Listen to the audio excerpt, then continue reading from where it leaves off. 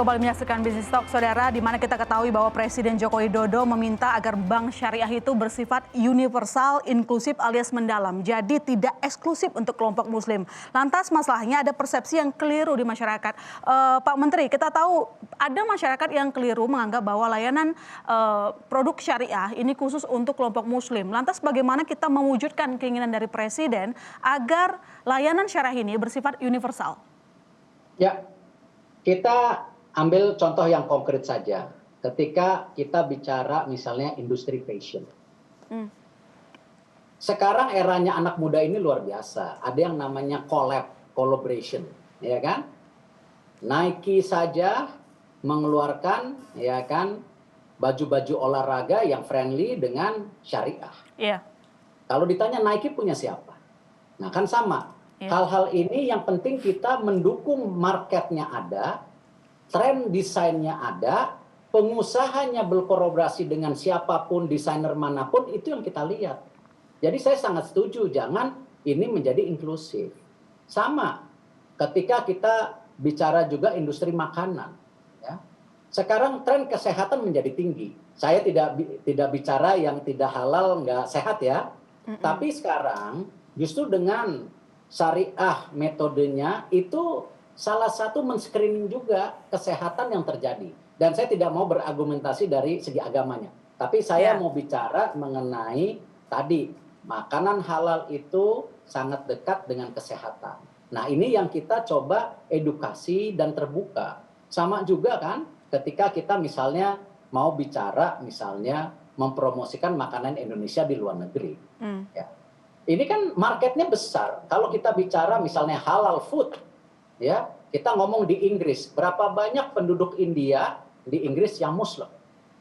Pakistan banyak di Muslim. Dari Timur Tengah juga banyak yang di Inggris. Nah hal-hal ini menjadi potensi. Tapi tidak terjebak kepada tadi bahwa yang mesti makan harus ini tidak, saya rasa. Nah ini yang saya rasa ya, BSI sejak awal itu yang kita mau lakukan. Tetapi challenge-nya yang kita terus duduk itu ya tadi, bagaimana sistem bagi hasilnya ini akan lebih friendly supaya tadi tercipta juga kesempatan untuk pengusaha-pengusaha. Kalau kita lihat kan di BSI UMKM masih kecil. Bukan berarti BSI nggak berpihak, kita akan perbesar itu pasti. Nah inilah mekanismenya yang kita terus perbaiki. Apalagi BSI sendiri sudah punya fundamental yang kuat dengan tadi nilai aset 240 triliun yang selama ini bank-bank syariah itu gampang terseok-seok ketika ada angin kencang untuk menerobos finansial pada saat sistem keuangannya tidak sehat. Lantas bagaimana kita tanyakan permintaan dari Pak Menteri tadi kepada Direktur Utama BSI, Heri Gunardi. Pak Heri, kalau kami melakukan riset, itu banyak sekali masyarakat yang menganggap sekali lagi layanan syariah hanya untuk bagi kelompok muslim. Bagaimana Anda melakukan inovasi, memperkenalkan bahwa layanan syariah ada berbedanya dengan konvensional dan menarik, dan tadi Pak Menteri juga mengatakan harus ada model bisnis yang khusus begitu. Terima kasih Ilona. Selamat malam juga Pak Menteri yang sudah hadir di acara Business Talk Kompas TV malam ini. Tentunya memang menarik kalau bicara mengenai topik tadi. Saya ingin menggarisbawahi bahwa memang kami lahir ya Bank Syariah Indonesia ini mulai dengan value proposition dulu. Jadi value propositionnya kita itu yang pertama tentunya dari sisi branding. Kalau kita lihat brandingnya kami ini adalah memang branding yang lebih modern, kemudian lebih light ya, lebih clean dan juga rapi. Kemudian kami juga ingin memberikan kesan kepada nasabah bahwa Bank Syariah Indonesia ini adalah bank syariah yang modern gitu, berbeda dari legasinya dulu ya. Dan kami juga tunjukkan dari desain cabang, kemudian kantor kami, cara kami mendesain ya wall sign dan lain sebagainya, itu juga menunjukkan bahwa bank ini memang bank yang universal. Nah kemudian dari sisi lain adalah kami ingin juga memberikan kesan ya kepada masyarakat dan juga nasabah kami dan calon nasabah kami bahwa Bank Syariah Indonesia ini dipilih ya bukan karena kepercayaan tertentu ya. Kita ingin bank ini dipilih karena memang produknya bagus, produknya kompetitif, bersaing ya, bisa memenuhi kebutuhan nasabah. Dan di sisi lain juga bank ini juga dipilih karena layanannya. Jadi artinya walaupun bisnis perbankan syariah ini lahir belakangan ya dibandingkan dengan perbankan konvensional, kami sudah mematok diri dan sepakat bahwa kami juga harus kompetitif ya. Tadi juga Pak Menteri sudah sampaikan bahwa bicara mengenai nisbah ataupun bagi hasil. Ini merupakan salah satu tantangan ya buat kami ke depan. Tapi kami juga bersyukur ya bahwa ada blessing sebetulnya di perbankan syariah ini.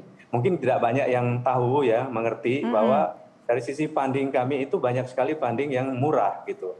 Ada yang namanya tabungan wadiah. Wadiah itu adalah tabungan dititipkan oleh nasabah kepada bank syariah, tidak menuntut apapun termasuk bagi hasil ya kepada kami. Nah dengan demikian ini nanti kalau kami lakukan ya program yang lebih intensif, kami lakukan satu promosi yang memang lebih aktif ya, sumber dana murah seperti tabungan wadiah tadi ataupun giro wadiah itu akan meningkat, sehingga dari sisi biaya dana kami itu akan jauh lebih turun dan saat nanti kami memberikan pembiayaan juga akan lebih kompetitif. Nah ini memang PR ya, saya baru masuk ya karena bank ini baru berdiri tanggal 1 Februari yang lalu.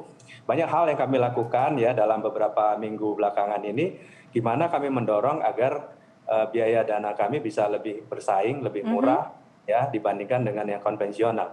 Sehingga dengan demikian nanti nasabah akan juga melirik kepada kami. Selama ini tidak dilirik ya.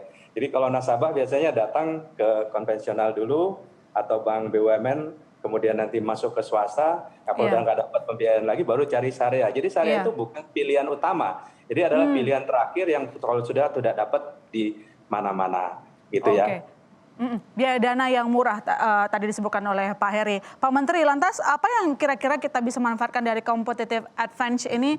Apa yang kira-kira bisa kita tingkatkan, kita unggulkan agar yang tadi kembali lagi mereka yang sudah memilih konvensional tidak merasa, oh saya sudah dapat kepuasan di konvensional, kenapa saya harus berkenalan dengan syariah? Ya, tadi tepat sekali Pak Heri menyampaikan, ini kan mayoritas penduduk Indonesia juga banyak yang generasi muda sekarang. Iya. Nah, di sini juga jangan kita istilahnya terjebak stigma yang justru malah mereka tidak friendly dengan kita. Nah, karena itu sejak awal kita bisa bicara bagaimana juga contoh ya di bank lain di grup Himbara, kita punya lembaga investasi yang friendly dengan startup. Nah, di sini kita akan lihat ke sana juga bahwa banyak sekali pengembangan daripada tadi generasi muda ini di industri startup yang friendly juga dengan syariah. Nah, ini kita coba dan tadi berpartnernya tuh berbeda-beda. Ini yang kita jangan terjebak. Kenapa dibilang inklusif itu jangan misalnya mohon maaf, misalnya semua harus satu agama. Yang namanya berpartner kan bisa berbeda. Saya berpartner dengan yang mohon maaf tidak seiman dengan saya, itu hal yang biasa. Nah ini jangan terkotomi, yang terpenting produknya ini menjadi sebuah solusi yang baik dan juga bermanfaat tadi untuk tadi sinergi secara menyeluruh.